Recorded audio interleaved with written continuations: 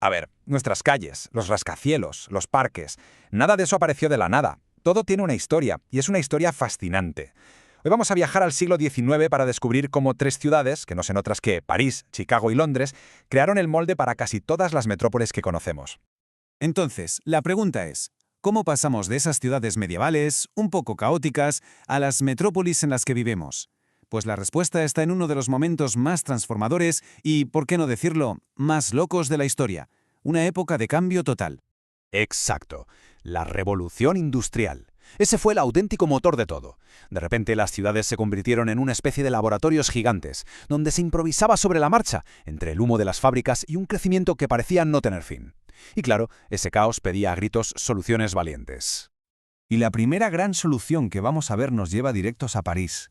Una ciudad que no es que evolucionara poco a poco, no. Fue rediseñada de arriba a abajo, con una visión de poder y de grandeza que lo cambió todo.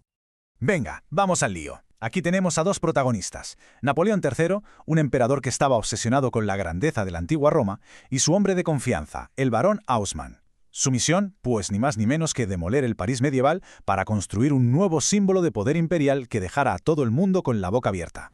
Fijaos en el contraste que es brutal. Por un lado, el viejo París, oscuro, caótico, un foco de enfermedades y también de revueltas. Y por otro, la visión de Haussmann, luz, orden, líneas rectas, una sensación de control total. Fue literalmente una operación a corazón abierto sobre el cuerpo de la ciudad.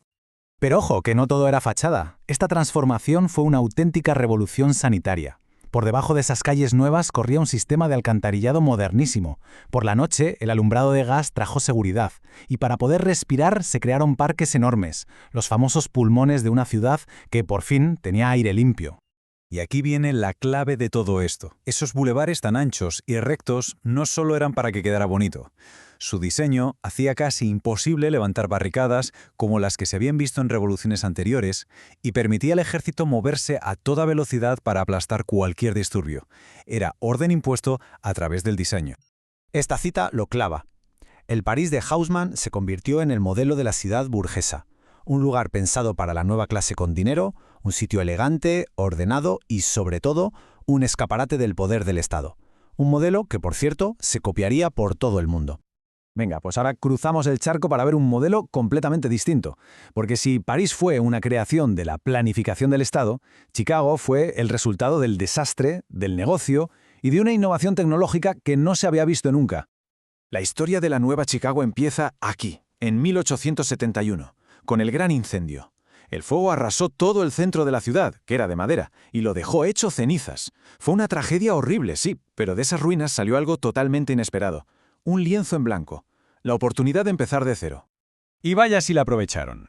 Un grupo de arquitectos e ingenieros visionarios, la famosa Escuela de Chicago, con nombres como Louis Sullivan o William LeBaron Jenney, ellos, con ese pragmatismo tan americano, no querían reconstruir el pasado.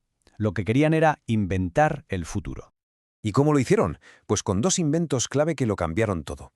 Primero, la estructura de acero. En lugar de muros de carga gordísimos, un esqueleto de metal aguantaba todo el peso. Y segundo, el ascensor, que hizo posible y práctico vivir y trabajar a decenas de metros del suelo. Señoras y señores, había nacido el rascacielos.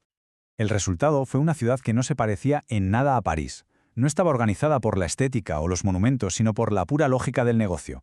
El centro era un hervidero de oficinas, de grandes almacenes, y todo estaba conectado por un sistema súper innovador de trenes elevados. Aquí, la forma seguía a la función y al dinero. Esto que leemos aquí lo explica de maravilla. En Chicago, lo bonito ya no era la decoración, como en Europa, sino la propia estructura, que se dejaba a la vista. El esqueleto de acero no se escondía, se celebraba. Era la honestidad de la ingeniería hecha arquitectura. Una pasada. Y llegamos a nuestro tercer y último caso, Londres. A ver, si París fue planificación y Chicago fue tecnología, Londres fue el resultado de un crecimiento casi orgánico, un poco salvaje, pero que fue modelado por una fuerza silenciosa y muy poderosa: la infraestructura. Hay que recordar que Londres fue la primera gran metrópolis industrial del mundo. Y claro, como pionera, fue la primera en sufrir las consecuencias. Un crecimiento explosivo, sin ningún control, que la estaba ahogando en la miseria, la contaminación y las enfermedades. Aquí la solución no vino de un plan maestro como el de París, sino de la pura necesidad. Fue la ingeniería al rescate. Los trenes expandieron la ciudad creando los barrios de las afueras. Los nuevos puentes de hierro cosieron las dos orillas del Támesis. Y, lo más importante, el sistema de alcantarillado gigante de un tal Basalyet limpió el río y literalmente salvó a la ciudad de las epidemias de cólera.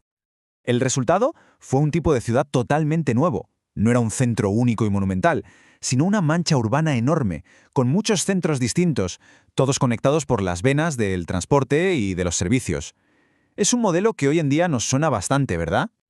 Esta frase de Peter Hall es la clave para entender Londres. Aquí el verdadero urbanista no fue un arquitecto ni un político, fue el ingeniero. La infraestructura no solo sirvió a la ciudad, sino que le dio forma, la creó. Bueno, pues hemos visto 3 historias, 3 caminos muy distintos para llegar a la modernidad. Ahora vamos a juntarlo todo para ver qué nos enseñan sobre el mundo en que vivimos. Este esquema lo resume todo perfectamente. En París, el motor fue el Estado, que impuso un modelo ordenado y nos dejó la ciudad burguesa. En Chicago, el motor fue el negocio que surgió de un desastre, creando un modelo vertical, técnico, cuyo legado es el rascacielos. Y en Londres, el motor fue un crecimiento caótico que se gestionó con infraestructuras, dando lugar a un modelo extenso con muchos centros. Y aquí está la clave de todo el asunto. Si pensamos en cualquier gran ciudad de hoy en día, casi todas son una mezcla de estos 3 modelos.